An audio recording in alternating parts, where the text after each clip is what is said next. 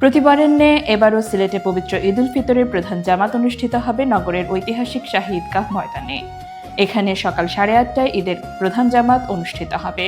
শাহী ঈদগাহে ঈদের জামাতে ইমামতি করবেন বন্দরবাজার কেন্দ্রীয় জামে মসজিদের ইমাম ও খতিব মাওলানা মুশতাক আহমদ খান। এর আগে নসিহত করবেন একই মসজিদের ইমাম ও খতিব হাফিজ মাওলানা কামাল উদ্দিন। শাহী ঈদগাহ কমিটি সূত্রে এ তথ্য নিশ্চিত হওয়া গেছে। ঈদের দ্বিতীয় বৃহত্তম জামাত অনুষ্ঠিত হবে দরগাহে হযরত শাহজালাল রহমতুল্লাহি আলাইহি এর মাজার জামে মসজিদে। এখানে ঈদের জামাত হবে সকাল 8:30টায়।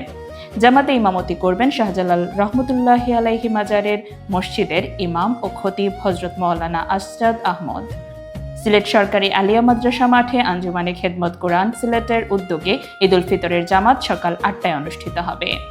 হযরত শাহপরান রহমতুল্লাহি আলাইহি মাজার মসজিদ প্রাঙ্গণে সকাল 8:30টায়, বন্দরবাজার কালেক্টরের জামে মসজিদে সকাল 8টায়, জামিয়া মাদানিয়া ইসলামিয়া কাজিরবাজার মাদ্রাসা মসজিদে সকাল 7:30টায়, কাজিরবাজার মখন জামে মসজিদে সকাল 9:15টায়, টিলাগড় শাহ মাদানী ঈদগাহ ময়দানে সকাল 8:30টায় ঈদ জামাত অনুষ্ঠিত হবে।